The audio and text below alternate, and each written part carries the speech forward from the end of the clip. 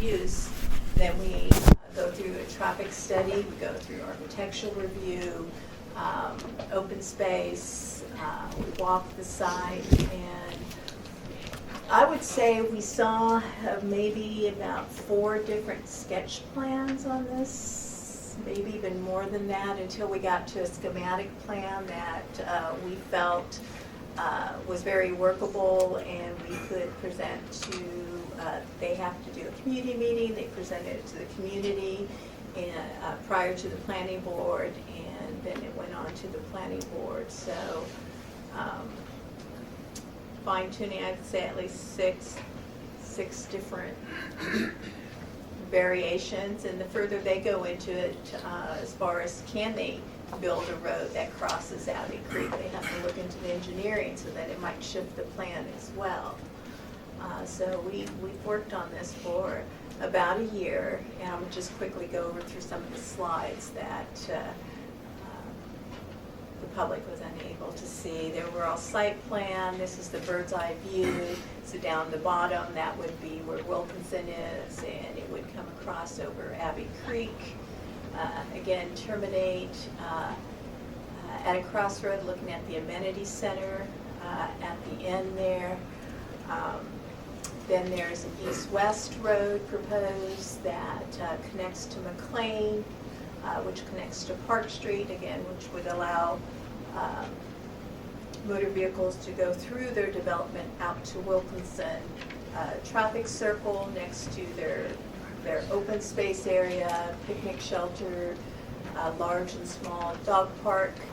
You see there on the right, and then of course they're going to build the large segment of the Abbey Creek Greenway, which the city's been working on that for years and trying to get the... That's part of another question that had asked that then. Does the Greenway generally follow the double parallel sewer outfall, which initially was, that's what the plan was? Is that generally still what we're looking at? Yes, yes, ma'am. That is. And we met with the Catawba Land Conservancy. This is part of the Carolina Thread Trail, and they actually even talked about dedicating additional land in that area for preservation to preserve more of the environment around the creek besides just the trail segment. So those discussions are ongoing.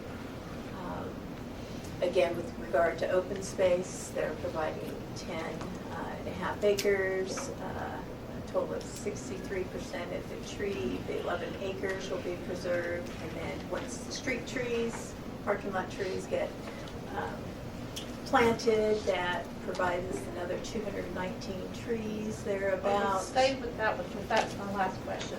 Okay, we've already discussed that because of the volume, that there are virtually no substantial trees in kudzu. So of what value is a tree save area unless they're going to plant trees in that area as well as the street trees? Because to me that doesn't make good sense. So talk about that. Right. Well, they again, the property was logged, so Right. the Yeah, trees that are there, you walked it, and you see they're primarily along the creek and Greenway. They indicated they would be cleaning up some of the kudzu there, and then there would be replanting of hardwoods throughout the community, including within a 30-foot buffer all along the perimeter. So how do we make sure, in other words, that sounds good, but or how do we make sure that that part happens? We can make it conditions of approval, Okay. and the site plan is shown.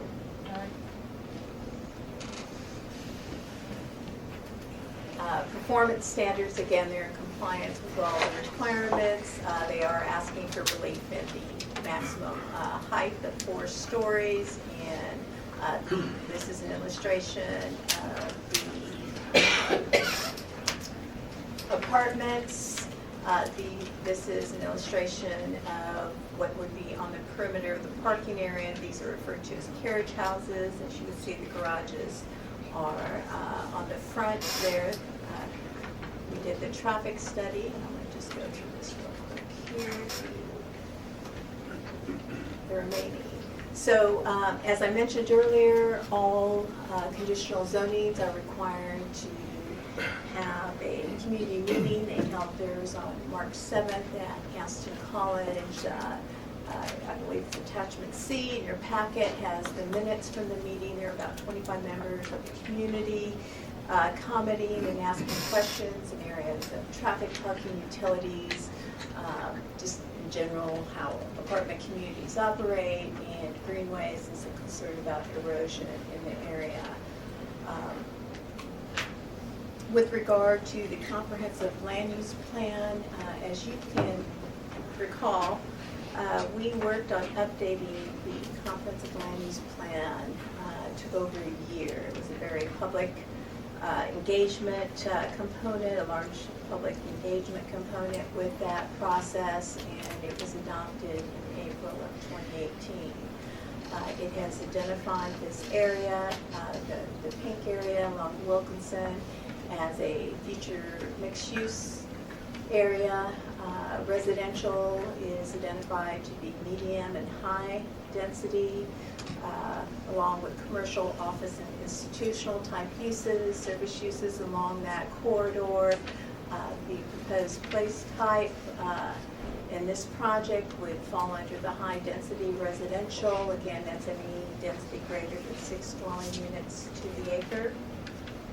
And we always look for consistency with the comprehensive land use plan. This development is consistent with the goals found in land use, economy, mobility, community, character, park and recreation, infrastructure, environment, and intergovernmental relations. The project as condition is in keeping with the goals of not only the comprehensive land use plan, but other adopted plans that went through planning board and council and now are adopted, the bike plan, pedestrian plan, and the Build a Better Boulevard plan. This item went to the planning board at their March 21st meeting.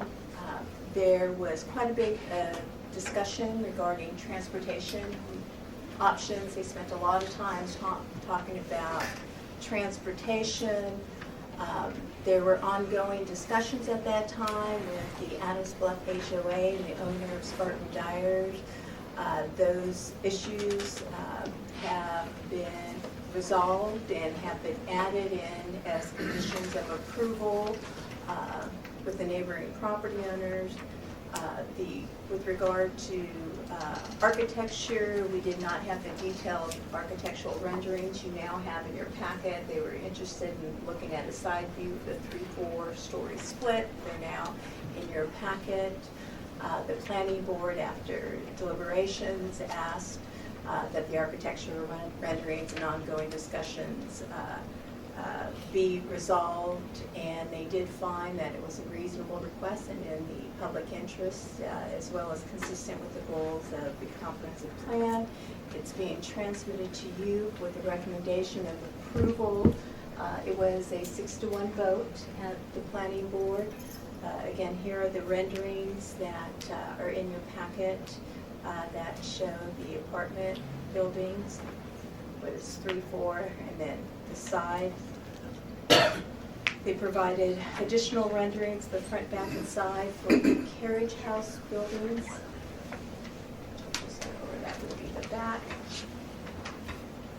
So I've just shared a lot of information with you, so I'm going to just do a real brief review. So again, this is a request, conditional zoning request to rezone 37 acres from B1AC to a conditional highway commercial zoning district for the purpose of developing a 325-unit multifamily residential community that also includes a half-acre commercial lot right near its entrance on Wilkinson, and that's shown in your site plan.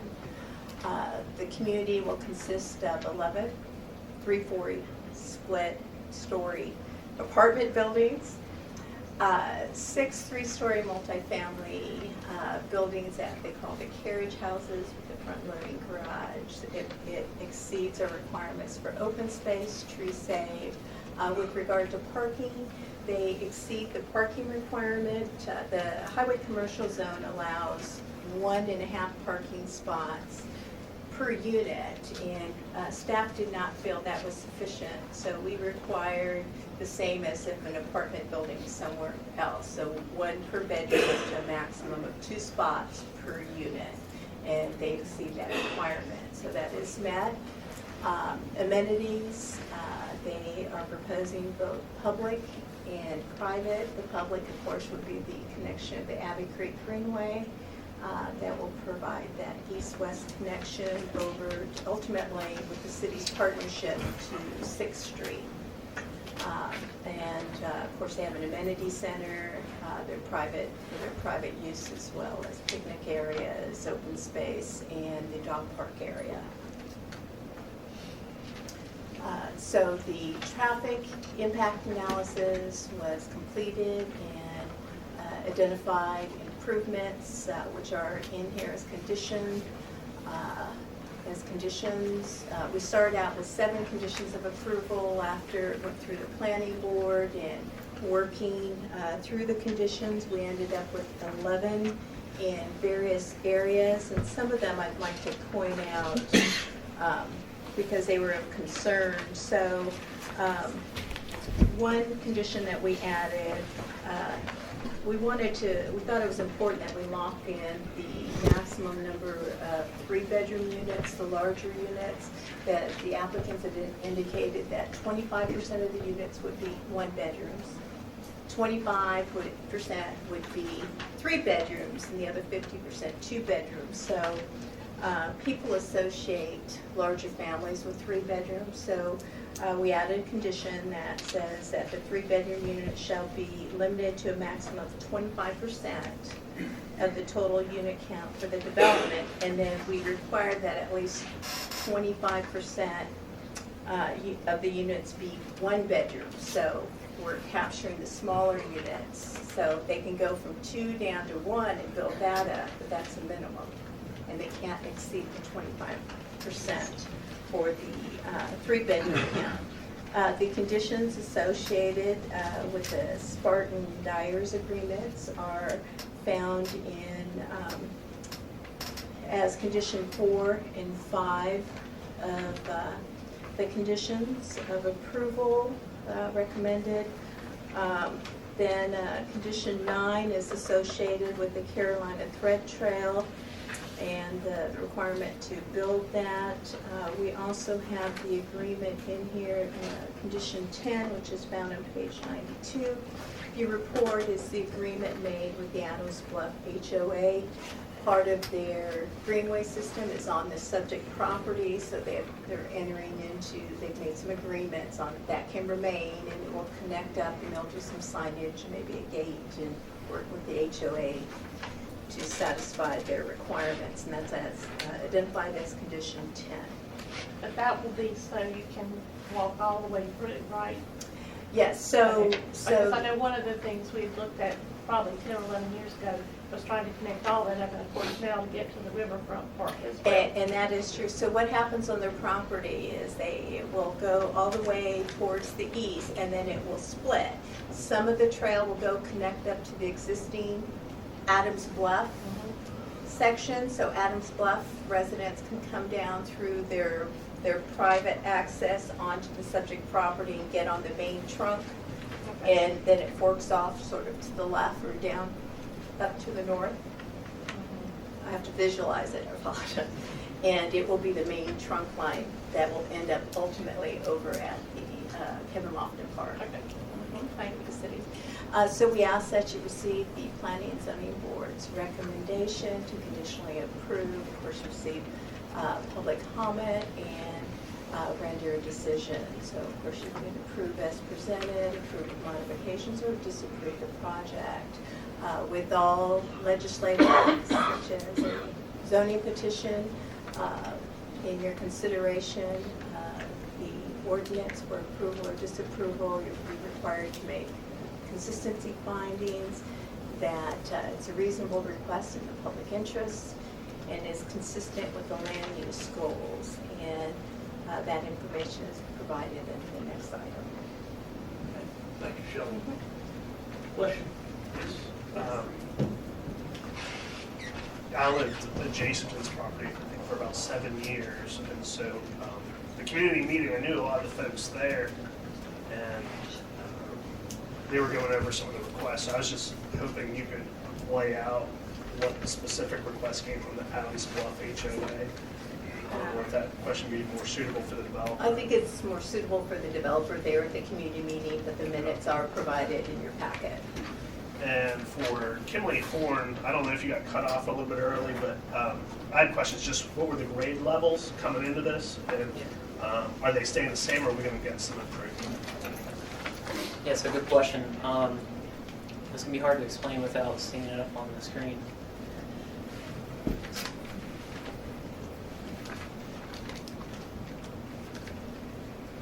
Bear with me just a moment.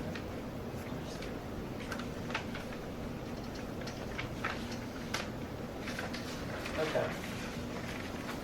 So, here we go back and forth between this slide and the next slide. It shows at each intersection, if we want to focus on one, it shows the AM on the top and the PM on the bottom. And this slide shows in the future, so 2020, what the level of service would be, the delay without the site. And then the next one would be with the site and with the improvements in place. So, is there a specific location that you want to focus on? I guess the two main entry points, McLean and Wilkinson.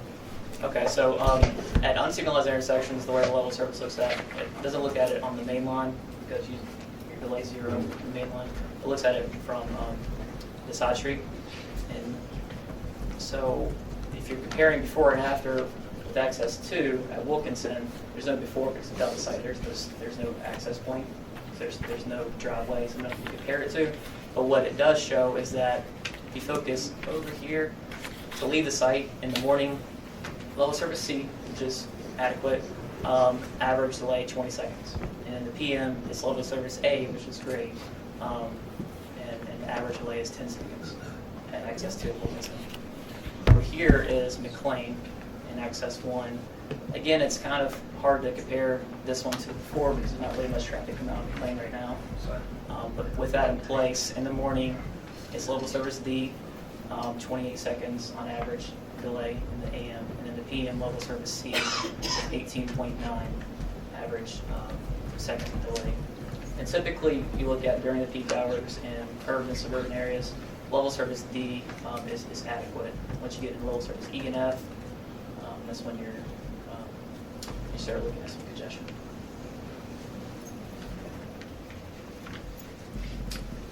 Anybody else have any questions?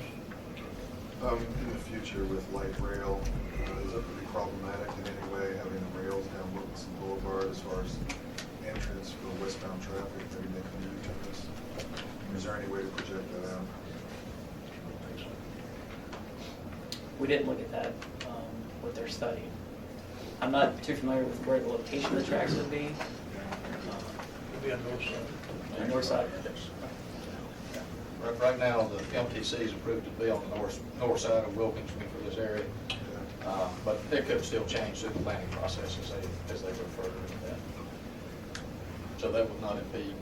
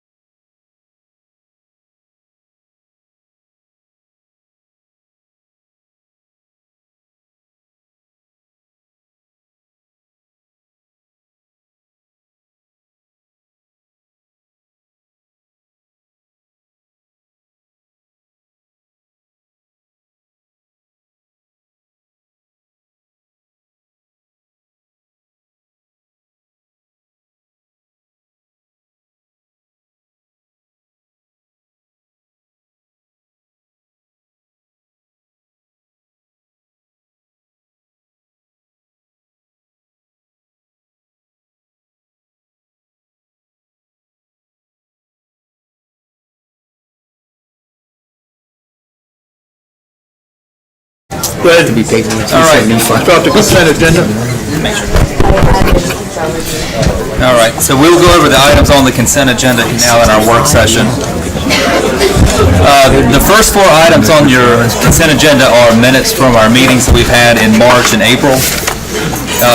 Item 1 is the special council meeting on March 25th, which was a budget workshop. Your regular city council meeting minutes. Talk a little bit louder. I'm sorry. Can we? We're starting our meeting, if that's all right. Item 2 on the consent agenda is the minutes from the April 1st regular city council meeting. Item 3 is a summary of the discussion for a special workshop on April 22nd, which was for the CIP meeting. CIP items, we did not have a quorum, so we technically don't have minutes because we didn't open the meeting, but it's just a summary of the discussion that was held at that workshop. And then item 4 is the budget workshop number 2, the minutes from that special council meeting on April the 29th. So those first 4 items are all summaries of our meetings. Item 5 on the consent agenda is approval of an annual agreement that we do every year with the North Carolina Main Street program to keep us in that program, and a licensing agreement with the state for that. Item 6 is another thing that we do every year. The North Carolina League of Municipalities is having its annual conference, I believe, next week, and the mayor and I are the only ones going, so we need to have a voting member and an alternate. So I recommend that the mayor be the voting member, and then I will be the alternate for him for the business meeting. And then item 7 is a follow-up from the discussion, I believe at public comment last month with Joe Stowe, who was the chair of the Belmont ABC Board, announced that even though our agreement with the ABC Board is we're obligated to pay the rent payments for the ABC store through the end of December of this year, because they're doing better than they projected, they want to take over those lease payments starting in July. So this is a resolution, the formal action will be assigning that lease from the city over to the ABC Board. So that will save us approximately $60,000 in the upcoming budget. So I want to get that taken care of. Item 8 under the consent agenda is a new contract with Unifirst, which is our Public Works Department uniform vending services company, and that's a total of $23,529.48 per year for 3 years. And that's both in the street department and the utility department, so that is split between the 2 different funds. We'll give David Eisenhower credit for negotiating that. It's a significant decrease from what we were paying in our previous agreement with them, so good for David for talking them down on that price. And then item 9 is another contract moving forward with Two Rivers Outdoor Services, which Owen McFadden, you probably know Owen. He's been doing our mowing for about the last 5 years or so, and has done a really good job for us. Some of his equipment is getting at the end of its life cycle, so he's going to be investing in some new equipment, so he wanted to get a longer contract with us. I believe our previous one was 3 years. So he's asking for a 5-year agreement with a 3% cost increase every year, which I think is pretty good. That's a good hedge against higher fuel prices or labor prices or in the future. So that's in there. That cost is $204,079.79 in the upcoming budget, which is included in the budget. So those are all the items that we have on the consent agenda. If you have any questions, I'll be happy to answer them. They did very well. And then we do have 2 recognitions prior to the meeting. So that's all that I have. All right. So we'll, You can take us out of the work session and start the regular meeting whenever you'd like. all right. Everybody ready for the, okay? But wait, let's let the clerk get the sign-up sheets. All right.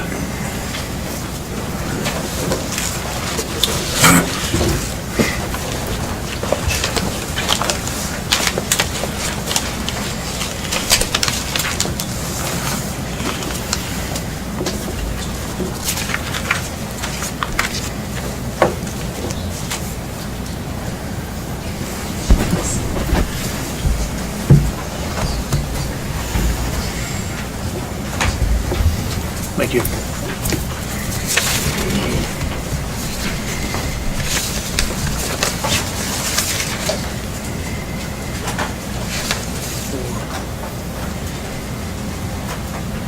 6. Okay. All right. Let's go ahead and call the meeting to order. I ask Jim Heffern to do our invocation and John Bailey to do our Pledge of Allegiance. Let us pray. Heavenly Father, we seek blessings on the tasks before us tonight. Bless our efforts with clear insight, our deliberations with wisdom, our work with clarity and accuracy, and our decisions with impartiality. We ask this as we do all things in your name. Amen. Amen. Put your hand on your heart, Steve. I pledge allegiance to the flag of the United States of America and to the republic for which it stands, one nation under God, indivisible, with liberty and justice for all.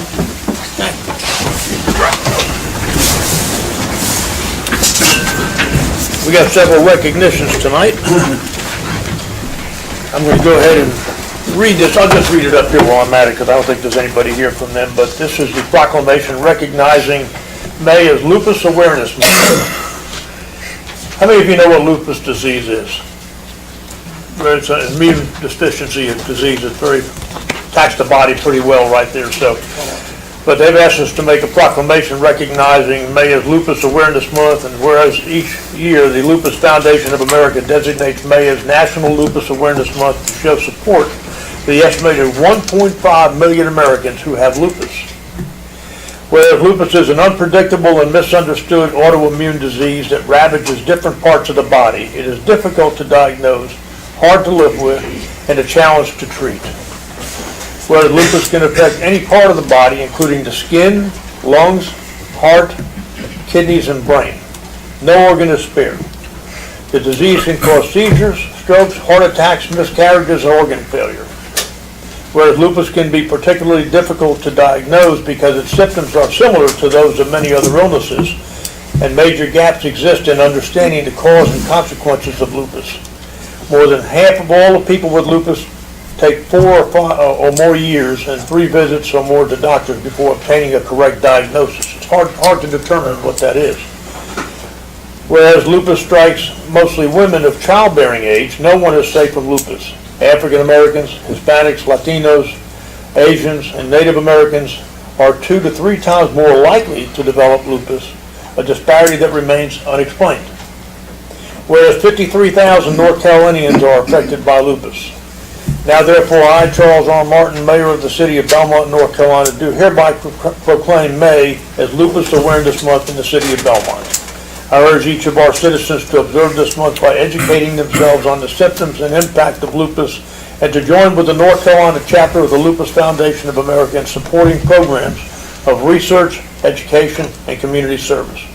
In witness thereof, I have hereby set my hand to the seal of the City of Belmont, 6th day of May 2019. So if you'll all be aware of that, please do that. And if you know anybody has it, any way you can help them, please do. Okay? Next on the agenda, we have a presentation of downtown history walking tour mobile application. Angela Street, I think, is going to do that for us. Okay? Thank you, Angela.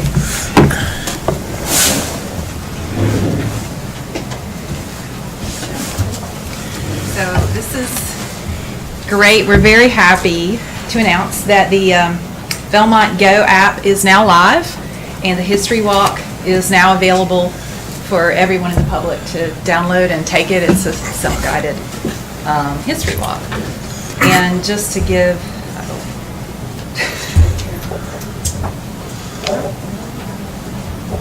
okay.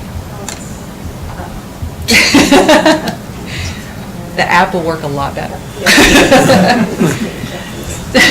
So just to give a little project history, since it's been some time since I've brought this before the council.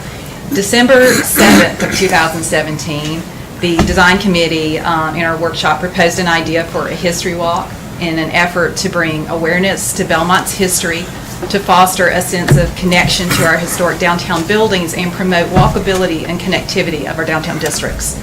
So in the coming year and 5 months, Mark Fisher, who should be standing beside me today, he's sorry he could not make it. He's taking his dog to the hospital, so think of him and his dog, and Ron Folk, who's sitting right over there, and I worked together to gather historical data and develop the walk. And as the data evolved for the sites and topics, we determined that the most compelling way to present this authentic history is through the authentic voices of our citizens. So we interviewed Belmont residents in an effort to gather different perspectives and personal stories, collecting over 10 hours of audio, which we edited into small little clips, and those are going to support with the support of the Main Street Advisory Board. We were able to mix them professionally with sound effects and music. And with the support of the City of Belmont, we were also able to enlist an app and a tour template service to conform our collected history, both written, photographical, and audio interview clips, into a GPS-based interactive tour available on a newly created app for walks, guides, tours, and maps for the City of Belmont. So today we're pleased to announce that the Belmont Go app containing the History Walk Tour is live on the App Store and in the Google Play Store, and it's available for free download. So if you have your smartphones, you can pull them out. And if you have an iPhone or an Android, go to whichever it is, your App Store, your Google Play Store, and that's what you search as Belmont Go. It will look like that.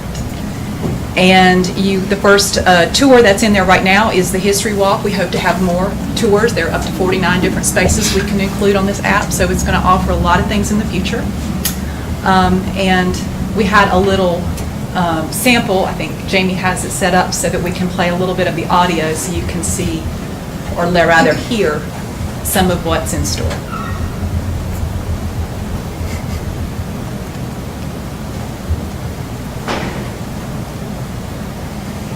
And while she's setting it up, I'll just say that we're talking about, there'll be 35 different stops, so it's covering much of the historic downtown district and some of the Chronicle district.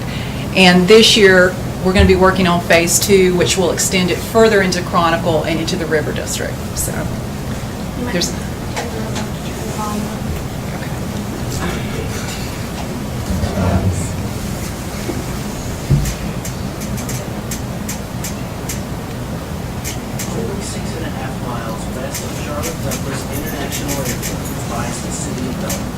A small yet growing town located on a peninsula between the Catawba and South Fork rivers. The downtown Belmont Historic District has been listed on the National Register of Historic Places since 1996 and contains roughly 2 structures and 264 buildings that were built between 1850 and 1949. This walking tour of the historic structures and sites of downtown Belmont, North Carolina brings to life the people, events, and industries that motivated the existence and culture of current-day Belmont through both sight and sound. And then you can see as you start to take the walk, you can get automatic notifications. You have photographs with written history. And then there's also audio of our citizens, if you wouldn't mind playing that first one for us. I remember my dad coming from work, and he would take me down there for a haircut. We both get one. And usually around 5:20 or 5:30, the train would come through and pick up the mailbag, and we'd get to stand out on the sidewalk and watch that. That was interesting to see. It didn't stop. It had a forked arm, and snag that out of this, it was not something to talk about, isn't it? Take it in the mail car and start sorting. I know on one occasion, the fork split the bag, and the mail went all up and down the railroad tracks. I mean, it just scattered everywhere. Of course, they had to stop and pick it all up. Make it back. So that's just a sample. There's lots more, a lot of great voices, great history, wonderful residents. And we just want to take a moment to thank, to recognize the people that helped us, Milliken Pictorial History Museum, Belmont Historical Society, the Belmont Banner, our voiceover artist for the professional voiceover in the beginning, John Cosby, he donated that. And our citizen interviews, Bob Atterbury, whom you just heard, Eloise Armstrong Boothie, Dick Cromwellish, Vince Hall, Jack Page, Max Robinson, Robert Stowe III, Jonathan Taylor, and Frank Braywick. So again, thanks to all those folks and to the City of Belmont and the Main Street Advisory Board for supporting the project. Thanks. Thank you. Thank you for that presentation, Angela. Did a great job. Thank you. Shelley and Jamie. Adrian, All of you. you guys may want to back that sound down from 80, just in case we turn it on, it just doesn't blow out the speakers.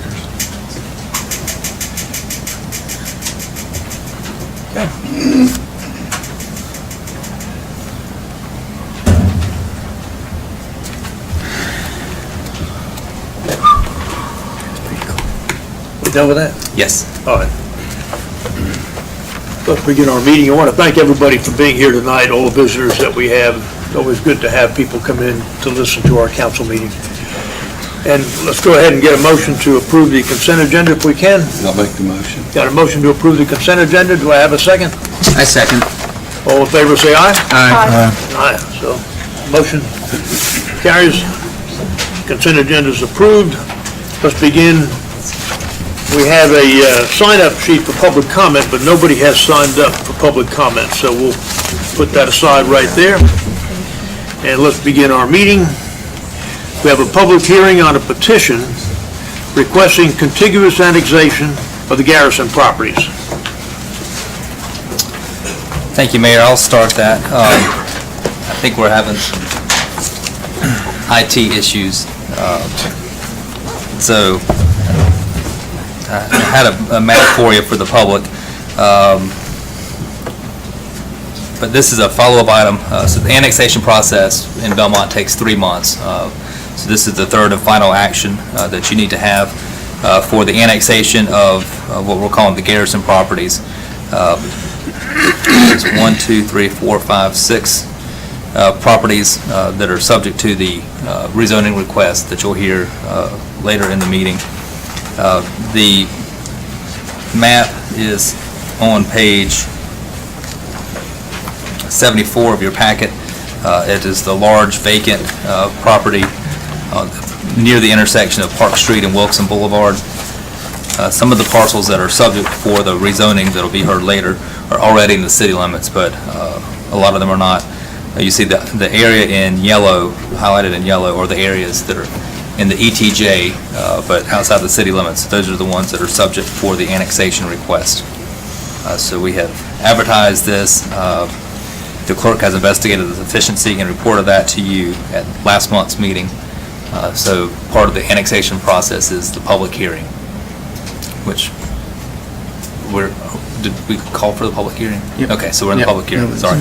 I was focused on the TV screens. I don't believe we did. No, we did not go Okay, into so we need to have a motion to go into public hearing. I'll make a motion to go into public hearing. I'll second it. We got a motion and a second to go into public hearing. All in favor? Aye. Okay, so let's be in public hearing then. Okay, thank you. So the public hearing is for the annexation request for the Garrison properties that are found on page 74 of your agenda packets. And it's the properties that are highlighted in yellow. As I mentioned, this is the third and final stop for the annexation process. So it has met all the statutory requirements for an annexation, voluntary annexation, and it's already in the ETJ. So I'll be happy to answer any questions on the annexation request. Have any questions? Make a motion, we come out of public hearing. Motion to come out of I'll public second. hearing, got a second? All in favor, say aye. Aye. All right, let's move on to the next item in the agenda, item C3. We didn't have anybody signed up for C2 either. So. Okay. Item C3 is consider the adoption of an ordinance approving the petition requesting contiguous annexation of the Garrison properties. Yes, sir. So you've held the required public hearing, so you can now take action on that request. Anybody want to make a motion? We accept it. I'll make the motion. I'll second Got it. a motion and a second. All in favor, say aye. Aye. Okay. Motion carries then. Thank That you. moves us on. to Item C4, which is the public hearing on the Morris at Belmont, a request to rezone approximately 37 acres from the general residential and highway commercial to a highway commercial conditional zoning district. We have several people signed up on C4. Make a motion, we go into public hearing. I'll second it. Motion to go into public hearing, a second. All in favor, say aye. Aye. So we're in public hearing now, so let's proceed. Thank you, Mayor and Council, and I apologize, technology is great, except when it's not working. So as read into the record, this is zoning amendment 2019-02. This is the request to rezone 11 properties totaling 37 acres to a highway commercial conditional zoning district. Now, the intent for this request is to develop a 325-unit multifamily community with one commercial out parcel right on Wilkinson. Now, there are 11 properties total, 6 of which have just been annexed into the city with this prior public hearing.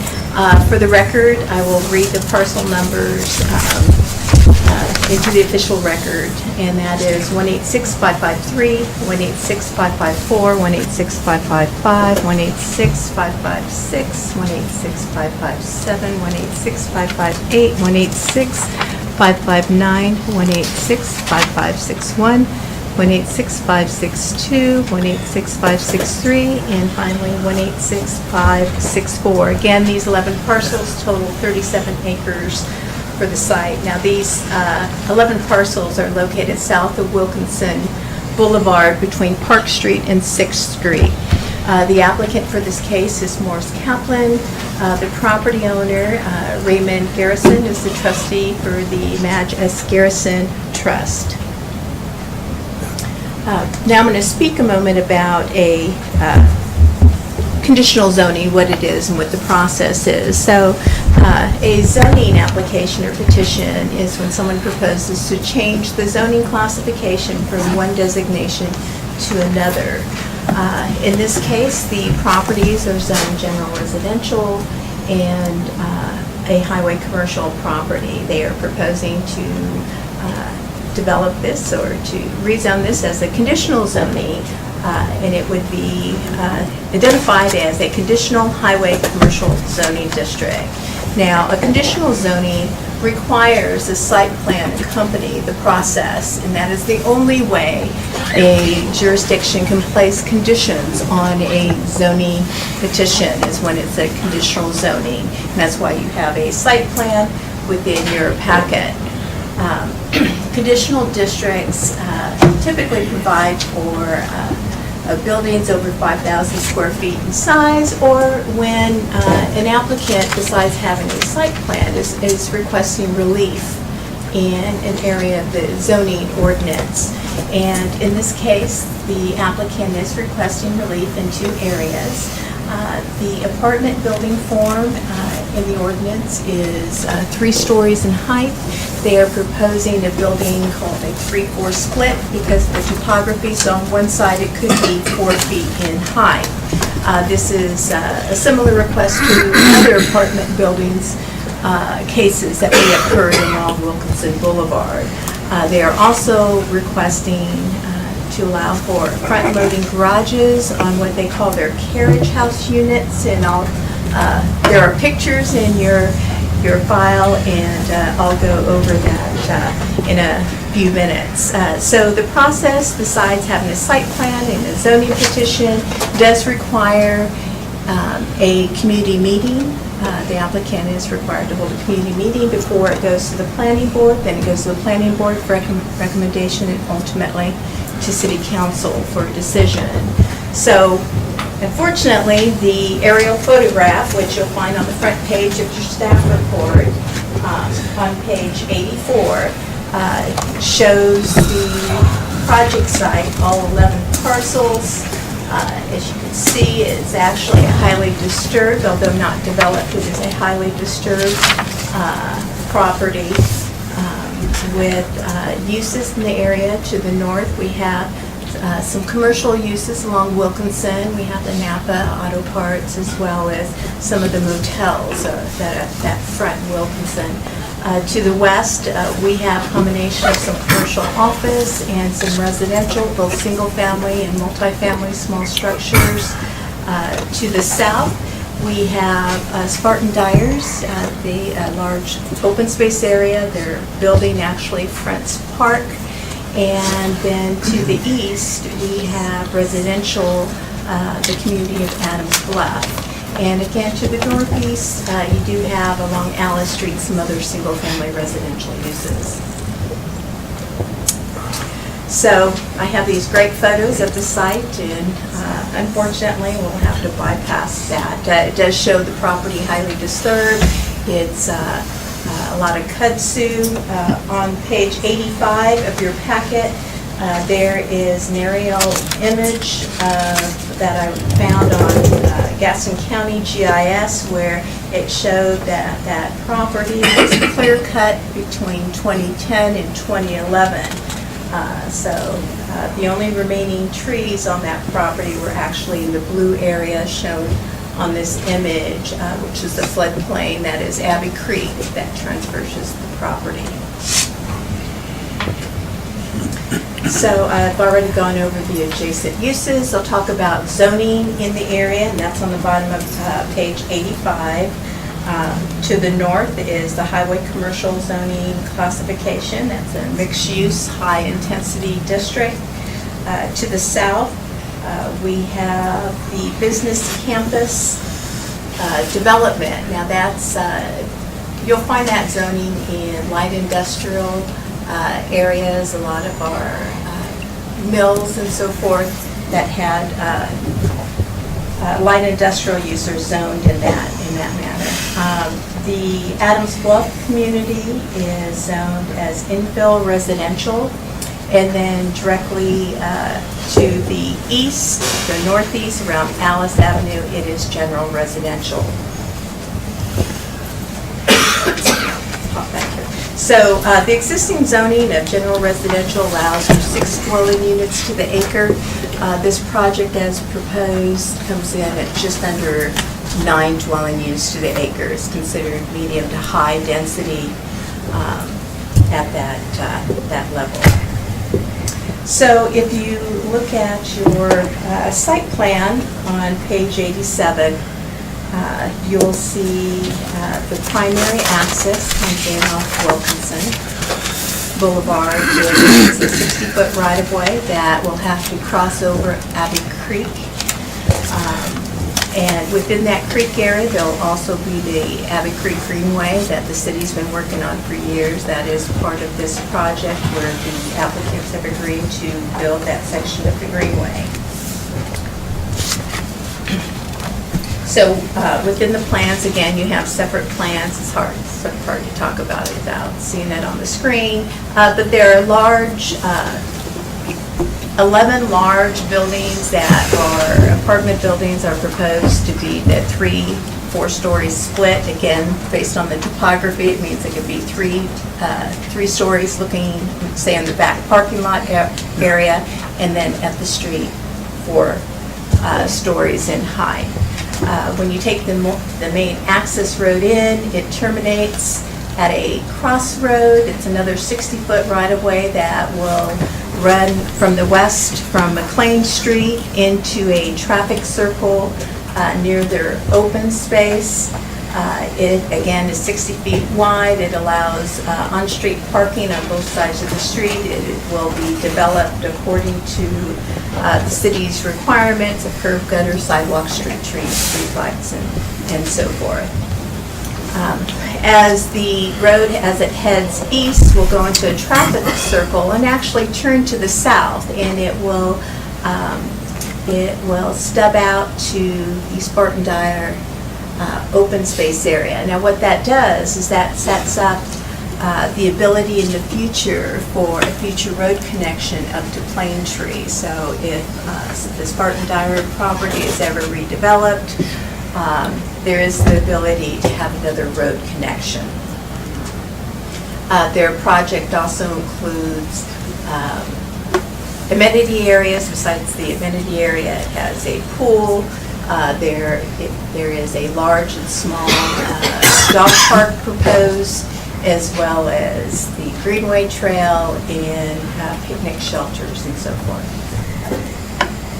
So the project is required to have 8-point open space and 8.03 acres. It provides 10.5 acres of open space, which again consists of greenway, amenity area, the dog park's picnic area, and some just plain open space unimproved. Tree save area, there's 11 acres of tree canopy currently on the property. The ordinance says to retain 25%, which would be just under 3 acres. The project is proposing to preserve 7 acres, which is about 63% of the existing tree canopy. They will also be required additional tree plantings, street trees and parking lot trees and so forth, which can gain approximately another 219 trees or 4 acres in addition to the 7 they're saving. With regard to performance standards, they are seeking relief in their apartment buildings to allow for the 3-4 story split. With regard to setbacks, they are in full compliance with all setbacks proposed. The parking, if you look at your site plan, is located behind the primary apartment buildings as required. They are seeking relief for front-loading garages on their carriage houses, and you'll see a picture of them on the bottom of page 86. Now, these units border the parking lot, and so you would not see that from the main streets. You would actually see it within the parking lot area. They are also providing a 30-foot buffer around the entire property as well. So the elevations are in your packet. You can see them on page 88, and detailed elevations are also provided as an attachment on page 122 and 122, of your packet. Those are the apartment buildings. You'll see a side view of when they refer to the 3-4 story split on page 124 of your packet. The following page, 125, are the carriage houses. They are proposed to be all 50%, the facades are 50% brick.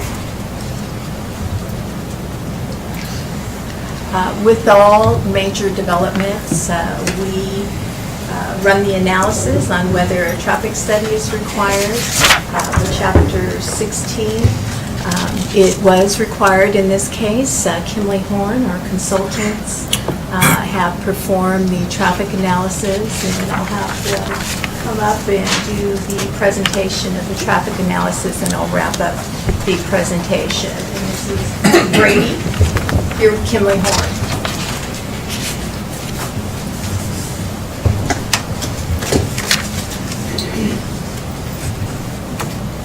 All right, so good evening, Mayor, Council.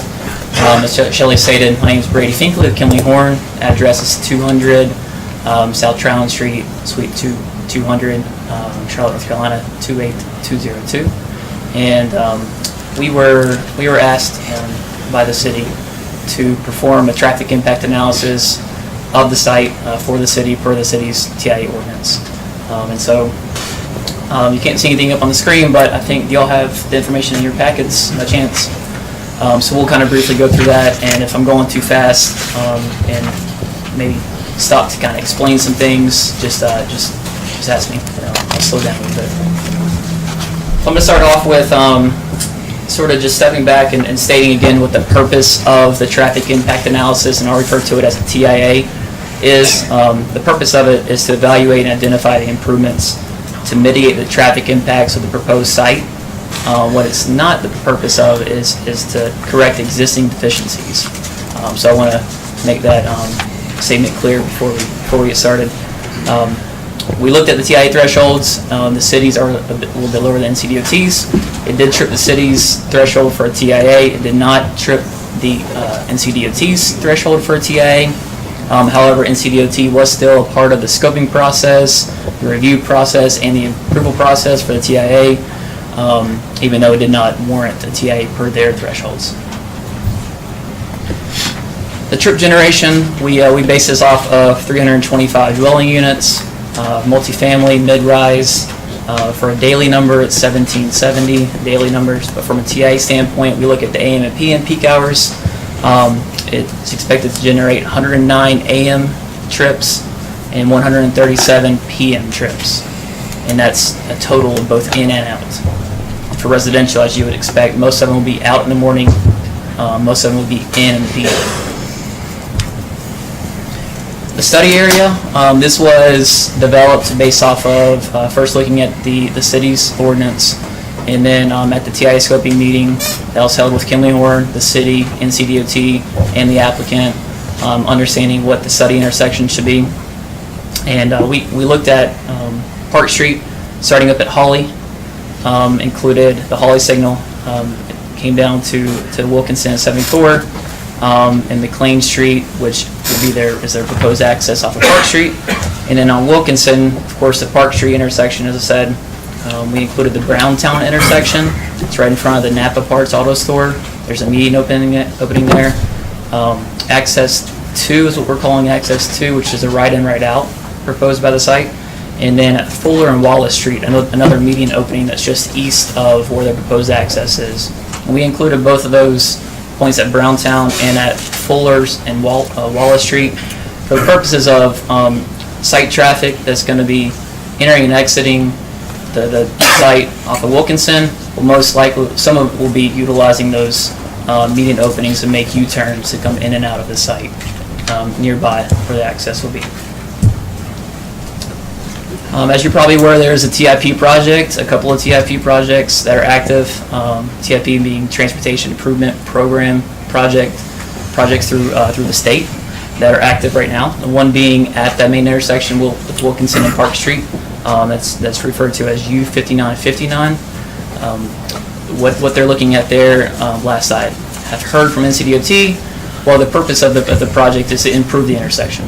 And I think they're looking at a number of alternatives, but based off the information that was provided by NCDOT when we scoped this project back in December and January, was that there was not enough information on what the improvement alternative was going to be, and so we did not include that project in our foundation of our analysis. However, we understand when considering the improvements that will be coming along. I believe currently it's scheduled for construction in fiscal year 2021, last I heard of that.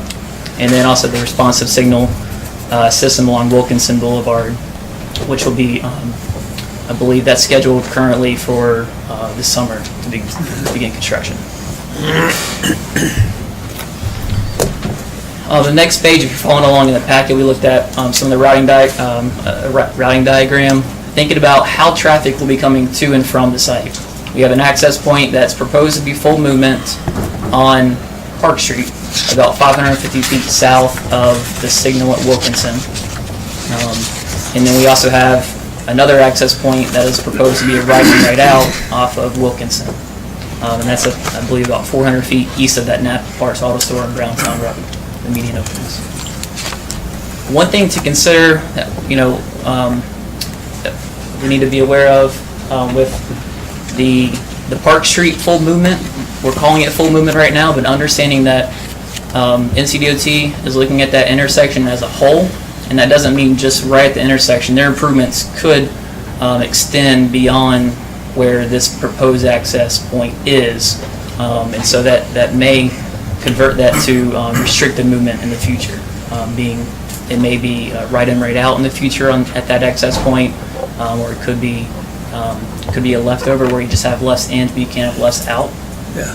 The good thing about the site is it does have that proposed access point to Wilkinson, which from a traffic standpoint is great because it provides other options to and from the site.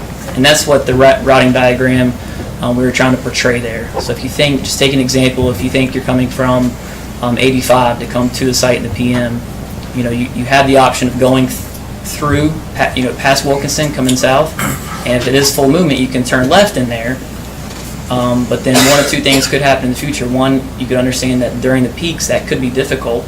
Or number two, NCDOT TFP project could restrict that access in the future, but you have the option of instead coming through that intersection, you could turn left at Wilkinson and then turn right into the site, which is great. There's examples of that as we think about even coming from the east. If you want to come down Wilkinson, instead of going through that intersection at Park Street, you can take the U-turn, which I think most people would because they're going to see that site on their left. Instead of me going up and making a left at the signal and then a left into the site, I'll just take a U-turn at Browntown at the Napa and then pull right into the site. Okay.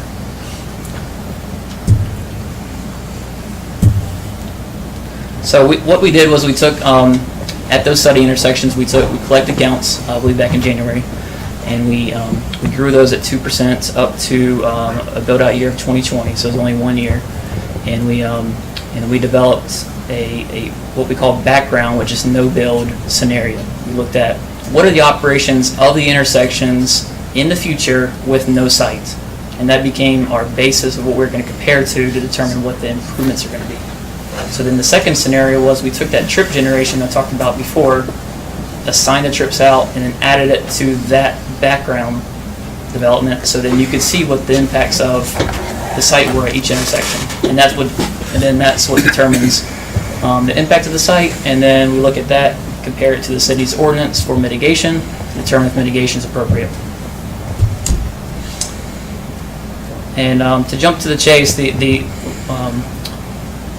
improvements that we're recommending for the site to improve to mitigate the impact of their site would be, let's start at the access points first. So at McLean Street or Park Street, just proposing a single lane in, a single lane out. We feel that that's probably going to be, especially coming in, one of the least used intersections because of that proximity up to 74. Not proposing a left turn lane in because you have that alternative access coming off of Wilkinson. At access 2, which is off of Wilkinson, we're proposing right in, right out, a right turn lane. Can you take a time out? Fantastic.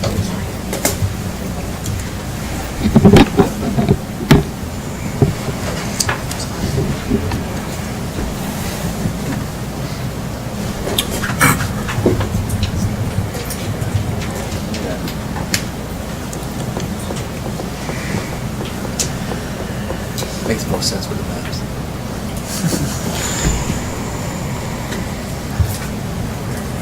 How about that? Very good. Very You like good. me to start over? How about that? Thought I'd ask. Proceed. All right. So let's see if you can. Okay, yeah, you can even see the pointer. All right, so we talked about what we're calling Access 1 off of Park Street.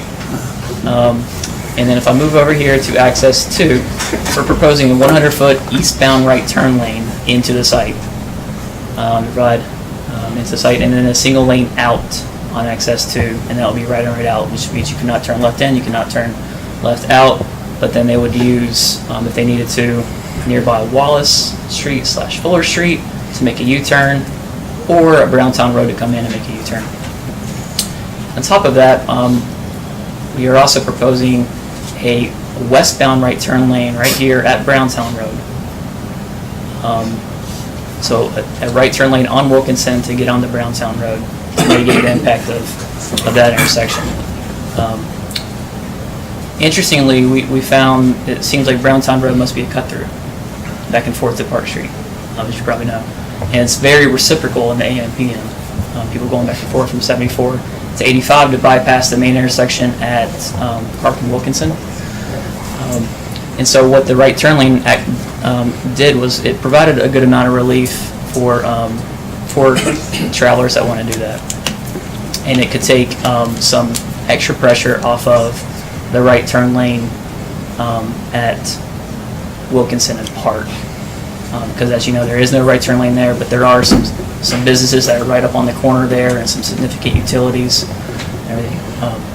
So those are the improvements that we're proposing or recommending to mitigate the impact of the site.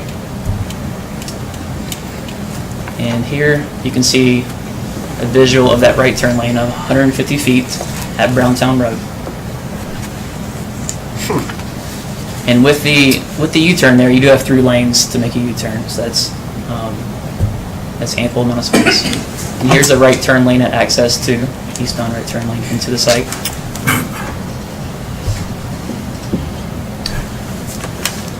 And then lastly, I just wanted to point out, and Shelley already kind of pointed this out a little bit, but they are showing a stub to the property to the south. As you know, there is a signal at Plane Tree here, so potentially in the future, depending on what happens with this site here, they are showing a stub to that property, which then, depending on where it connects, could potentially get you over to Plane Tree, where you have relief and access to a signal, and also provide, I think there's a couple other streets that it could potentially connect to. And yeah, this highlighted here. So again, we're not proposing that connection right now, but they are showing a stub to it. And with that, I'll take any questions. Westbound traffic on Wilkinson Boulevard, making those U-turns, do you see that as being problematic during any time of the day? I don't. We looked at it in our model. That the good thing about signals on a corridor is it provides gaps for unsignalized intersections. So if you think about it, if you're ever at a stop sign or at an unsignalized intersection where a light's not telling you to stop or go, you're just making a judgment call whether or not you have gaps in traffic. An unsignalized intersection close to a signalized intersection the signal provides you gaps. So every time that light turns and goes to another phase, you may not see it necessarily, but if you pay attention, there's an all red phase for usually, let's call it 3 to 5 seconds, something like that. And so that provides gaps for those nearby unsignalized intersections to be able to make those maneuvers. And we were seeing that in our model that it was allowing those to, at those U-turns to make those movements. But is your model saying there's a complete stoppage of traffic? Because normally you have turn arrows that allows the traffic to make those turns. So, I mean, there's going to be some continual flow of traffic. Correct, yes. So the model does take into account the other turn arrows. So for example, if you're stopped on Park Street, but now you have a northbound right arrow, so you have some traffic that's kind of pumping that way, which I think in the morning is kind of heavy. What actually happens in between the phase before that and when that right turn arrow goes, you still have an all red phase. And so then during that time, it does allow traffic to have gaps to be able to make those turns. All right, let me ask you about your trip generation. You've got 1,770 trips daily. Is that right? Yes, sir. 325 apartments. If I heard you right, you're projecting 109 AM trips? Yes, sir. Do you do your calculation off the number of apartments or the number of bedrooms in the apartments? Because you've got 325 apartments that are going to have multiple bedrooms, and I assume not everybody's going to be ride sharing. Most of these people have their own vehicles. So, I mean, what are you basing your number on, the 325 apartments or the number of bedrooms within those apartments? It's based off dwelling units, so number of apartments. And the way we come up with that is based off of standard trip generation all across the country that we use. It's called Institute of Transportation Engineers, ITE for short. Just about a year ago now, they came up with a new edition, which is the 10th edition. It's used by NCDOT, it's used by municipalities around here, and all across the country. And what they do is they continually are taking surveys of land uses, all types of land uses. And with the 10th edition, what they've done is actually they've understood that there's context put to those land uses. So for example, if you put an apartment complex in the middle of New York City, it's going to have a different number of car trips than if you put it in a suburban area where people need to drive. And so they've expanded that a bit. But our information comes from that trip generation manual. Okay. Anybody have any other questions? Well, I think I have one for Shelley. I noticed there were, I can't remember the road, if it was Boat Club Road, but there was a problem at one time with a proposed development because we couldn't get the connectivity that we wanted between the subdivisions, because that was something that we were trying to get, was a connectivity from one subdivision to another, somewhere around Bellwood. Do you remember that? Or Adrian, do you remember? So, was it, I think it was on Henry Chapel. Henry's Chapel was the proposed? Yeah, the spur, yeah. Yeah, sketch plan off Henry's Chapel. Okay, well, with this, just primary access in and off Wilkinson Boulevard and a proposed stub at some time in a future date, is that problematic for what we want as far as connectivity, or are we happy with the? Well, it's actually going to provide a connection off of McLean too, so people that are approaching the park and Wilkinson stoplight will actually be able to take a right on McLean, go through the community and come out on Wilkinson. So it's providing relief on Park, so there's that connection, and the main connection on Wilkinson. When we first saw this project, we told them they would need to have a minimum of 2 access points. We started out on 2 smaller streets. We kept going back and forth, and then we got the primary access on Wilkinson, which is quite costly, trying to cross the Abbey Creek there.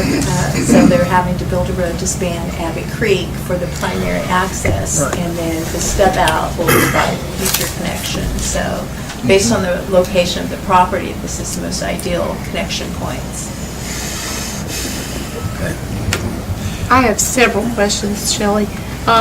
One, just for the benefit of the audience, if you would tell us how many iterations of this project you have gone through, if you could estimate, so that, I know you talked to us about it, but I think Yes. sometimes the audience may think we're just saying, okay, this is good, we're going with it, but you guys did a whole lot of background work, a whole lot of, as I said, iterations. Could you tell us a little bit about that, and I have 2 other questions. Sure. So when a project of this size come in most cases, we work with the applicants for a year, sometimes over that, on working with sketch plans. They may show us a concept, we'll say, no, not interested, they go away, then they come back in with another one, and we keep working till we get a layout that we can glance at our ordinance and see that it can comply, it fits our long-range vision of what we want to see in the area. It's a allowed use. Then we go through a traffic study, we go through architectural review, open space, we walk the site, and I would say we saw maybe about 4 different sketch plans on this, maybe even more than that, until we got to a schematic plan that we felt was very workable, and we could present to, they have to do a community meeting, they presented it to the community prior to the planning board, and then it went on to the planning board. So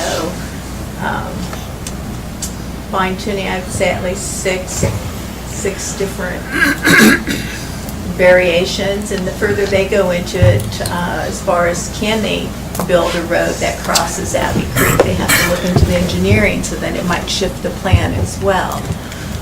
So we've worked on this for about a year, and I'm going to just quickly go over through some of the slides that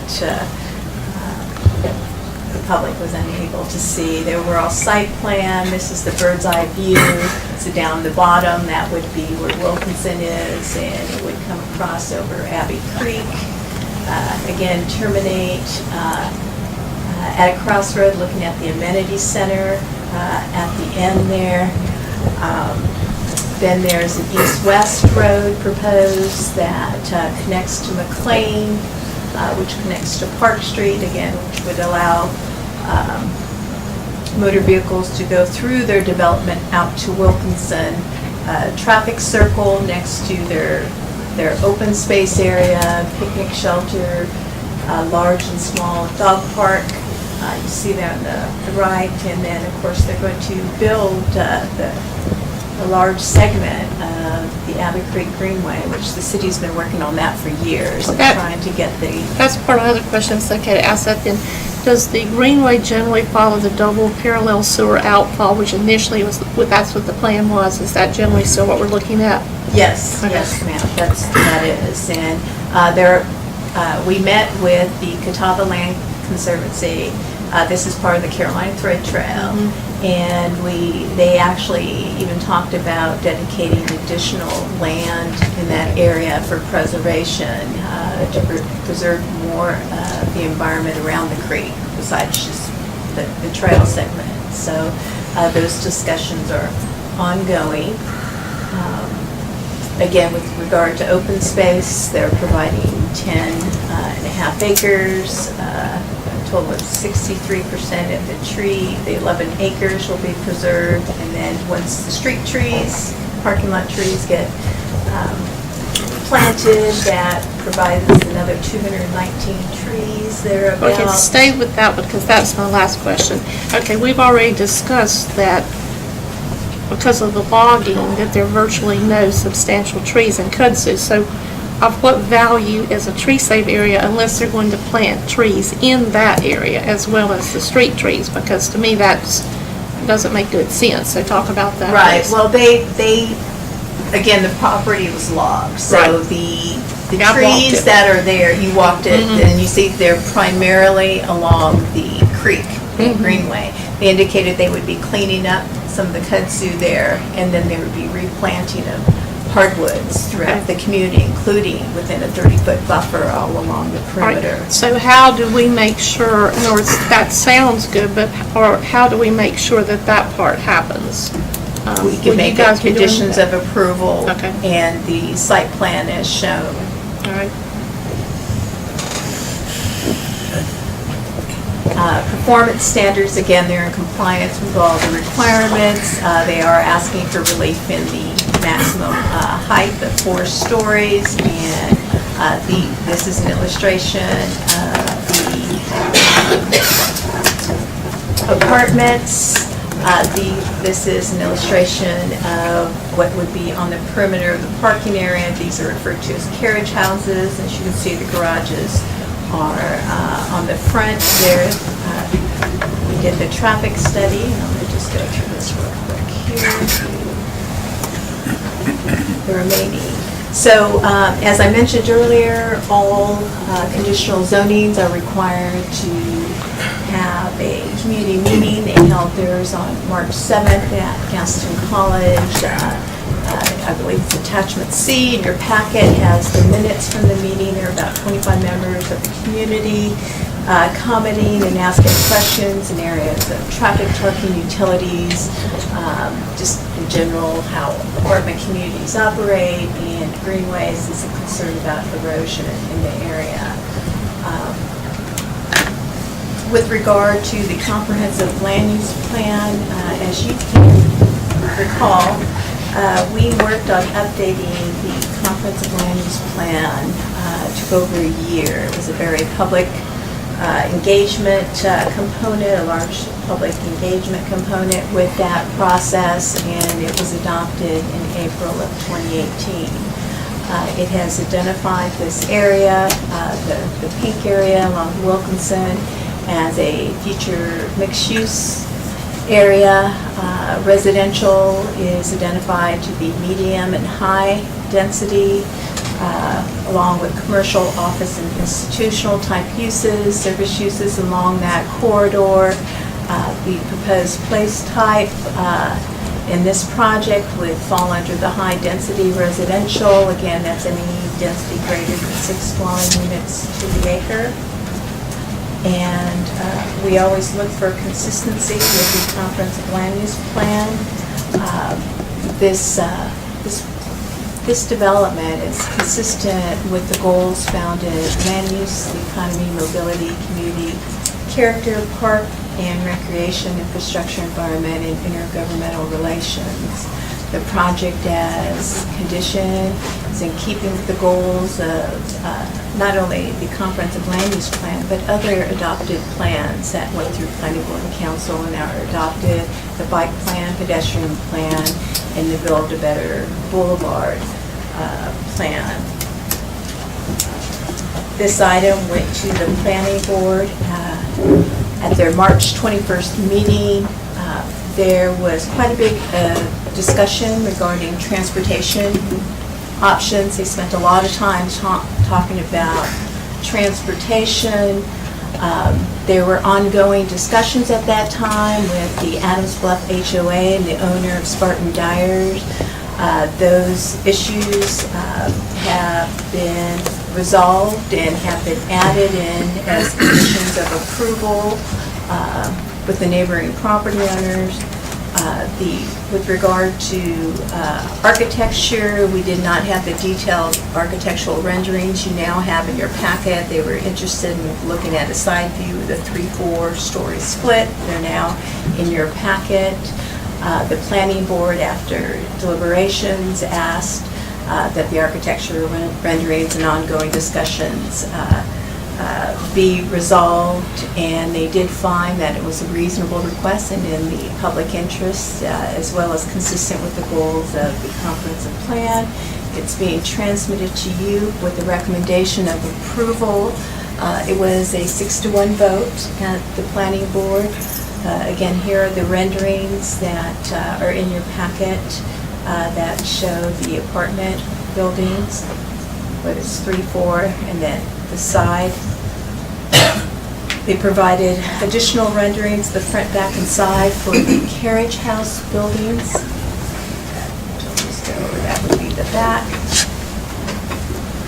So I've just shared a lot of information with you, so I'm going to just do a real brief review. So again, this is a request, conditional zoning request to rezone 37 acres from DONHC to a conditional highway commercial zoning district for the purpose of developing a 325-unit multifamily residential community that also includes a half-acre commercial lot right near its entrance on Wilkinson, and that's shown in your site plan. The community will consist of 11 3-4 split story apartment buildings, 6 3-story multifamily buildings that they call the carriage houses with the front loading garage. It exceeds our requirements for open space, tree save.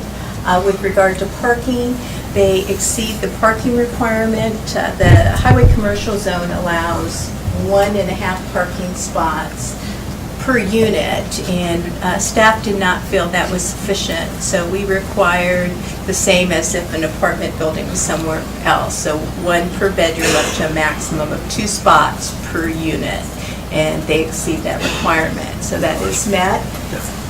Amenities, they are proposing both public and private. The public, of course, would be the connection of the Abbey Creek Greenway. That will provide that east-west connection over ultimately with the city's partnership to 6th Street. And of course, they have an amenity center. They're private for their private use, as well as picnic areas, open space, and the dog park area. So the traffic impact analysis was completed and identified improvements, which are in here as conditions. We started out with 7 conditions of approval after it went through the planning board and working through the conditions. We ended up with 11 in various areas, and some of them I'd like to point out because they were of concern. So one condition that we added, we thought it was important that we lock in the maximum number of 3-bedroom units, the larger units, that the applicants have indicated that 25% of the units would be 1-bedrooms, 25% would be 3 bedrooms, and the other 50% 2-bedrooms. So people associate larger families with 3 bedrooms, so we added a condition that says that the 3-bedroom unit shall be limited to a maximum of 25% of the total unit count for the development, and then we required that at least 25% of the units be one bedroom. So we're capturing the smaller units, so they can go from 2 down to 1 and build that up, but that's a minimum. And they can't exceed the 25% for the 3-bedroom count. The conditions associated with the Spartan Dyers agreements are found in, as condition 4 and 5 of the conditions of approval recommended. Then condition 9 is associated with the Carolina Thread Trail and the requirement to build that. We also have the agreement in here, condition 10, which is found on page 92. Your report is the agreement made with the Adams Bluff HOA. Part of their greenway system is on the subject property, so they're entering into, they've made some agreements on that can remain, and it will connect up, and they'll do some signage, maybe a gate, and work with the HOA to satisfy their requirements, and that's as identified as condition 10. But that will be so you can walk all the way through, right? Yes, so... Okay. Because I know one of the things we had looked at probably 10 or 11 years ago was trying to connect all that up, and of course now to get to the riverfront park as well. And that is true. So what happens on their property is they will go all the way towards the east, and then it will split. Some of the trail will go connect up to the existing Adams Bluff section, so Adams Bluff residents can come down through their private access onto the subject property and get on the main trunk, and then it forks off sort of to the left or down up to the north. I have to visualize it, I apologize. And it will be the main trunk line that will end up ultimately over at the Kevin Lofton Park. Okay. Thank you. The city. So we ask that you receive the Planning and Zoning Board's recommendation to conditionally approve, first receive public comment, and render decision. So of course you can approve as presented, approve with modifications, or disapprove the project. With all legislative acts such as a zoning petition in your consideration, the ordinance for approval or disapproval, you'll be required to make consistency findings, that it's a reasonable request in the public interest and is consistent with the land use goals, and that information is provided under the next item. Okay, thank you, Shelley. Question? Yes. I lived adjacent to this property, I think, for about 7 years, and so the community meeting, I knew a lot of the folks there, and they were going over some of the requests. I was just hoping you could lay out what specific requests came from the Adams Bluff HOA, or if that question would be more suitable for the developer. I think it's more suitable for the developer. They are at the community meeting, but the minutes are provided in your packet. And for Kimley Horn, I don't know if you got cut off a little bit early, but I had questions, just what were the grade levels coming into this? And are they staying the same, or are we going to get some improvement? Yeah, it's a good question. This can be hard to explain without seeing it up on the screen. Let's see.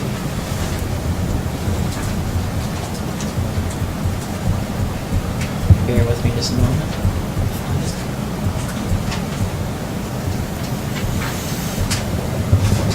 Okay. So, here we go back and forth between this slide and the next slide. It shows at each intersection, if we want to focus on one, it shows the AM on the top and the PM on the bottom. And this slide shows in the future, so 2020, what the level of service would be, the delay without the site. And then the next one would be with the site and with the improvements in place. So, is there a specific location that you want to focus on? I guess the two main entry points, McLean and Wilkinson. Okay, so at unsignalized intersections, the way the level of service looks at, it doesn't look at it on the main line because your delay 0 on the main line. It looks at it from the side street. And so if you're comparing before and after With access 2 at Wilkinson, there's no before because without the site, there's no access point. So there's no driveway, so nothing to compare it to. But what it does show is that if you focus over here, to leave the site in the morning, level service C, which is adequate, average delay 20 seconds. And in the PM, it's level service A, which is great, and the average delay is 10 seconds at access 2 at Wilkinson. Over here is McLean in access 1. Again, it's kind of hard to compare this one to the before because there's not really much traffic coming out of McLean right now. Right. But with that in place, in the morning, it's level service D, 28 seconds on average delay in the AM, and then the PM level service C, 18.9 average seconds of delay. And typically, you look at during the peak hours in urban, suburban areas, level service D is adequate. Once you get into level service E and F, that's when you start looking at some congestion.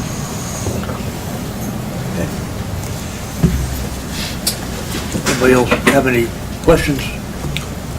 In the future with light rail, is that going to be problematic in any way, having the rails down Wilkinson Boulevard as far as entrance for westbound traffic, maybe making the U-turns? Or is there any way to project that out? I don't think so. We didn't look at that with their study. I'm not too familiar with where the location of the tracks would be. Could be on the north side. On the north side. Right now, the MTC is approved to be on the north side of Wilkinson for this area. Okay. But it could still change through the planning process as they go further. Yeah. So that would not impede the U-turns. Something for Shelley. Shelley, I heard what you said, but I don't have a total number. What's the total number of parking spaces? I know you said there was like 2 per. Oh, Jesus.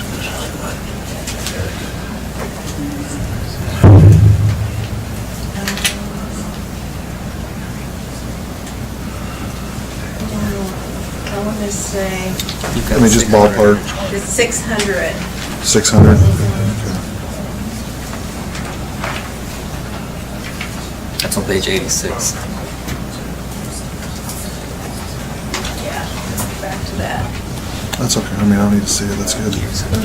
And it's based off bedrooms, so the 1 bedrooms have 1, 2 or 3 bedrooms have required. Page 2, okay.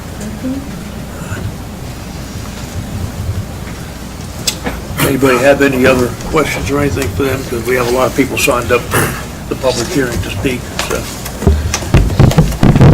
We good? All right, as I call your name out for the public hearing, you have 3 minutes by the hourglass to state your name and your residence address. So the first one on the list is John Bailey. John? Good evening, Mr. Mayor, members of the council. My name is John Bailey. My home address is 250 Parkview Circle in Blowing Rock, North Carolina. As you all know, I'm a business owner here and a landowner. And I want to say thank you for allowing me to speak. Thank you for hearing all these comments. I'm sure you're going to hear some good ones. I hope and pray that you guys make the correct decision, whatever that decision may be. I'm here to give you my advice, my opinion based on my experience and my qualifications. I am a former chair of the Gaston County Planning Board. I am a former member of the Gaston County EDC. I'm a general contractor, land developer. I've developed several thousand residential lots, several commercial office complexes. And when I first heard about this project, I probably wasn't completely sold on it, but as the pieces began to fall in place with the widening of Wilkinson Boulevard, light rail, I took a little harder look, and I believe that this is a good project for that location. That location has a lot of topography. Based on my experience, it's going to take something with very high density in order to deal with that. I know that I, as a builder and as a land developer, if I were going to try to build houses on it, I would probably pass on that piece of property. It's nothing that I would ever build single-family homes on. Also in my life, I've probably lived in very similar apartment projects 3 separate times.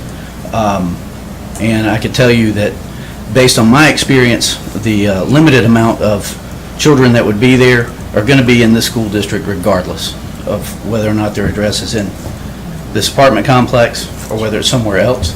Usually those are families who are building houses and they're looking for temporary residences. They're either already living here or they're coming here and building a house, so I don't think that this project is going to add to the overcrowding of the schools.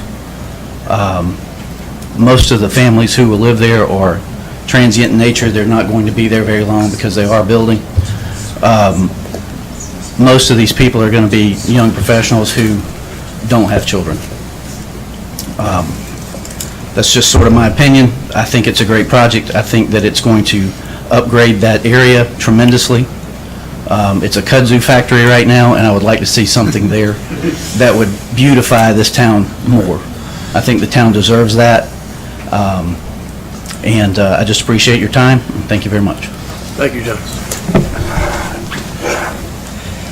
Next person we have signed up to speak is Teddy Daniels.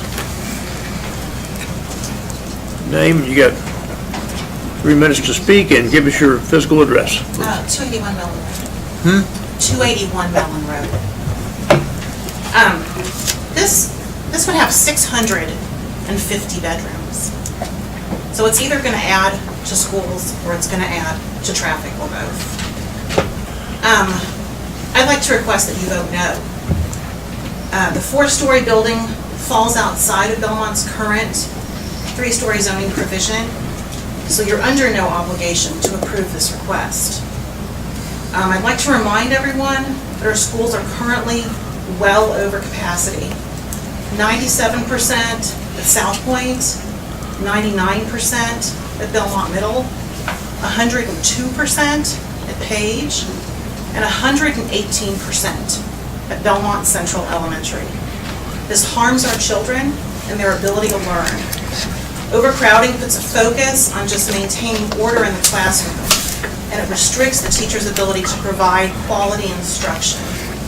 Some of our elementary children are currently learning in trailers. I've worked in a trailer for over a year at a prior job. That is not the right environment for an 8-year-old to learn in.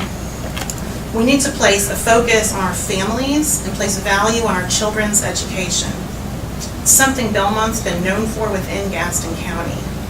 Adding even more students to a school that is at 118% capacity is not a wise choice. In addition to the schools, our roads are extremely congested. It takes me personally at least 10 minutes to go from my house to the middle school, which is just a 3 red light commute. And then I have to get out of town to go to my job. Adding 650 bedrooms will pile an exhaustive amount of additional cars on our already overcrowded roads. Residents don't want this. It's not in the best interest of the current residents who you have been voted to represent. I'd like to request that you cast a no vote on this. Thank you. Thank you. Okay. Next signed up to speak is Bob Clay. Get your name and address. You got 3 minutes. Thank you, Mayor, Council. My name is Bob Clay. My office is located at 339 East Catawba Street here in Belmont. My friend Jim Hauser and I, for a very long time, have known and represented Dr. Ray Garrison, who is the trustee of the Madge Garrison estate. My first dealings with Ray came back in the mid-90s when, for Far Yarns, I was able to develop the Adams Bluff community. I would tell you that many of these same comments that you're going to hear tonight regarding schools and traffic were said in 1993, as they were said when I developed Hawthorne for FAR as well. The thing that has to be known, and you all know it, is that DOT and school systems react to the capacity of the school. They rarely ever get way ahead of that curve. So I think that we're all concerned about our children here. We're all concerned. My grandchildren go to school here and have gone to school here. So we're always very concerned about the public school system. But it shouldn't get in the way of development that truly is meant to be on this site. Jim and I have spent a lot of time talking with Dr. Garrison about what this site could mean, evaluating for him and representing him as selling this property. And we both feel that this is absolutely the best type of property that could be developed on this site. The 3-4 split, although exceeds the 4-story limit, it really never exceeds the 3-story height. We're dealing with topography. As John so aptly said, had been a residential developer for many, many years, there is no way you could create a residential community on that site. The cost would be incredible to try and bench, build walls, do all the things that would have to be done. The other thing I will tell you is that if it were thought to be homes, and we were talking about 325 units, instead of it being at this property in this location, it would require 80 to 90 acres to develop those same 325 units in a single-family or townhome development, 4 units to the acre, do the math. So all of a sudden, we're doing what this ordinance, which I had the honor and privilege to help design back in the mid-90s, it creates sprawl if we're running out South Point Road and doing these things. The whole point was to try to have utilities on site, which we have. We have water, we have capacity for sewer right there. We have a 4-lane capacity road going to the workplace. It's all of those things, and by the way, we're talking about a $50 million development, which will probably have a fairly positive impact on all the things we're talking about relative to services. In addition to that, we're dealing with a developer who is not frightened to come here and build a truly Class A development.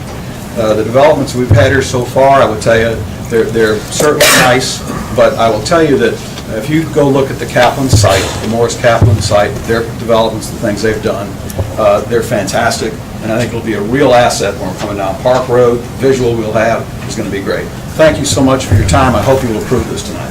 Thank you, Bob. Next, we have signed up to speak Ken McCorn. He'll say name and address. Yes, I'm from Matthews, and I own a property on the Park Road and McLean, and that's been in my family for 71 years. I am native to Belmont. I was raised on the Chronicle Mill Village. My dad, my brother, and myself are all born in the same house, and my mom wanted to get out of that, so my dad worked double shifts for as long as I can remember, and built the house on 506 Park Street.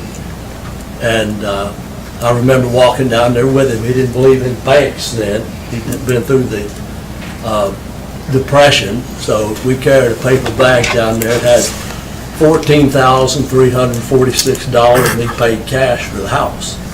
And I have a common boundary line with the Morris property, and I am strongly in favor of it being there. All I've ever seen back there is just briar patches and a few blackberries and rocks, and I think it aesthetically is beautiful. And I have 2 houses on there. The 1948 house, when I finished college, my dad let me build a house back there, and I taught school for 7 years. And we had overcrowding then, and I think my average class was like 38. I taught in Gaston County. My wife taught school for 37 years, and this just aesthetically, I'd love to see that area be more residential. You know, it's gotten where we have CVS, Walgreens, a medical center, some body repair shop over there. We need some residents there, and I feel they would make a great neighbor. I would love to look out, my renters to look out that property and see that, and it's going to be, everything about it I think is first class. And as a property owner, I would get 2 sides. I would have there would be traffic on the McLean side, traffic on the Park Road, and I think it would be ideal, and I strongly support it. Thank you. Thank you, Ken. Next person signed up to speak is Nancy Baker. You'll say your name and your address. Thank you, Mr. Mayor. Sure. So, my name is Nancy Baker. and I live in Adams Bluff. I've been a resident there for 10 years. My concern at this time, a couple of my questions were already answered, but my biggest concern is traffic. In the last 10 years that I've lived in this neighborhood on the corner of 6th and Pratt, the traffic has become worse and worse with every passing year. The last 3 years I've been retired, so I've been at home, and I don't have to get up at 6 o'clock anymore, but I'm up at 6 o'clock because of the whoosh, whoosh, whoosh, whoosh, whoosh of traffic coming up and down the street.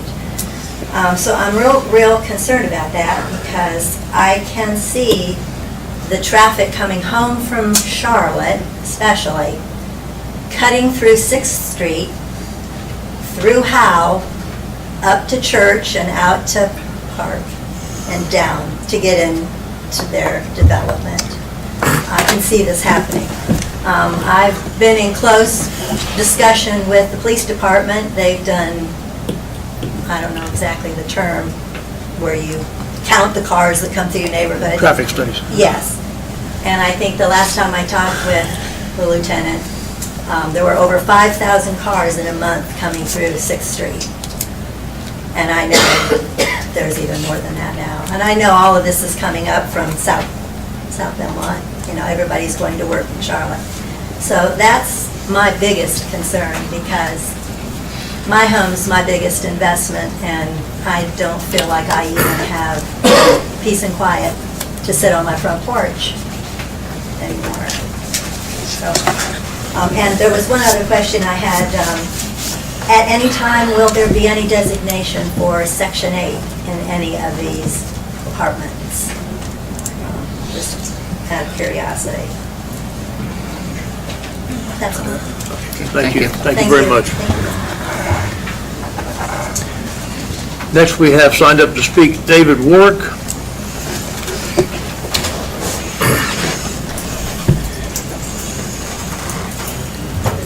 Say your name and your address, David. Yeah, David Warwick, live at 202 Hazeline Avenue, own property on 7303 Wilkinson Boulevard, basically just right across from, down the street from it. I think it needs to go. I've lived on Wilkinson Boulevard, within just several hundred yards down below it, 57 years. Nobody sees more traffic than me. Nobody. I don't care. You can come sit on my porch. I sit on the porch and I see the traffic out and out my bedroom window. But you know what? It's only a rush hour.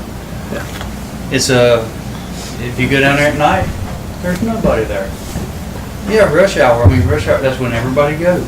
If the traffic bothers you that bad, maybe you need to leave a little different time or something. That's what I do. I work in Charlotte, Matthews, all over the place. And I leave at different times so I don't see the traffic. But we're going to have that up and down the boulevard. If you live over there on the boulevard, you know what it looks like. If you go down through there, you know what's there. We got some people that's going to build something really, really nice. The land plan use has already been put in effect. That's what they say they want there. I have land, it's in the land plan use. It's in the county, but they've already adopted the plan use. Are you going to change it? Are you just going to do that? I mean, you told us this is what it was going to be, and no, it's not. As far as the 4 stories go, you're not obligated to let them build 4 stories, but you let somebody else within several hundred yards of there, and they're building them right now. Do they get special benefits, or are you going to think about this and say, you know what? They got it. Why shouldn't they have it? Why wouldn't we want this in Belmont? Probably going to be one of the nicest facilities or nicest apartments or living facilities that we've ever had. And as me being a adjoining property owner down there, I think you should go with it. And you know, the school situation, I know some people say they're in trailers. I went to school here in Belmont 40 years ago. I was in a trailer then. Okay, you got all these people that are going to graduate, 1,000 kids from 3 schools right here locally. They're going to graduate this year. Are you telling them that they can't live in Belmont because we don't want more houses? Where are they going to go? Where do you want those kids to go? Do you want them to leave and go somewhere else? Or should they have the same right to be here in Belmont if there's somewhere for them to live? Thank you. All right. Thank you, David. Next, we have several folks that are with the applicant, Brian Ford and Nathan Kaplan, and also Matt Levesque with the applicant. Do you want to bypass your speaking turn let the public speak first and then come up? All right. The next person we have to speak is Raymond Garrison. Yes, just a minute. Sure, that's fine. Just state your name and address. Yes, Raymond Garrison, 608 Lancashire Road, Winston-Salem, North Carolina. And grew up here. Nellie's is actually Garrison's in my world. And right up the street at the Lutheran Church is where I grew up here and enjoyed it. And so this property has been in our family for 200 years now. And it's a last parcel of a fairly large acreage that led down to the river. Since it's been sold off over time. And I have one brother in Savannah, and we've got some grandkids, but they don't live around here, so been looking and getting offers on that land for years and years for one thing or another, and haven't really pursued any of that over time. And at this point, I think with my aging body and family growing up and grandkids getting grown, this really is the type of thing we were looking to do with that property. I love the front door of Belmont at Main Street coming down by Sacred Heart. That's a lovely entrance to our town. And I think this project would really be helpful for the second main entrance to Belmont, and would really provide a great impression on people coming here for visits or to live here. So thank you for your consideration of this, and would really speak in favor of doing this, obviously. Thank you. Thank you, Mr. Garrison. Appreciate it. Next, we have signed up to speak Greg Botner.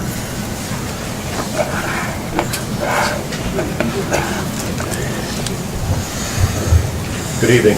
My name is Greg Botner, and I'm the president and CEO of Wilbur Plastic Services, headquartered here in Belmont at 2001 Oaks Parkway.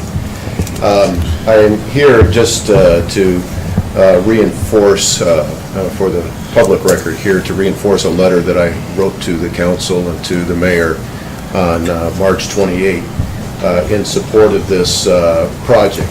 As an advocate for continuing economic development in Belmont and Gaston County, I fully support the Morris at Belmont development.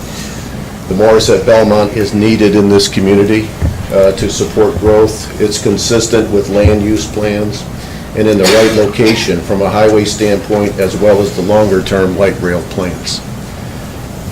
For all of these reasons, I respectfully urge this council to support the rezoning petition for the Morris at Belmont.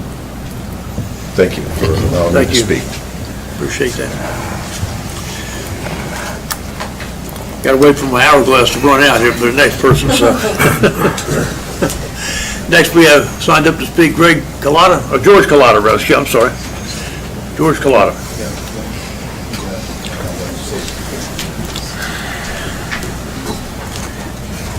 Give me 10 seconds, George, and this thing will be empty. Okay? You won't need to. You won't need that. Name and address.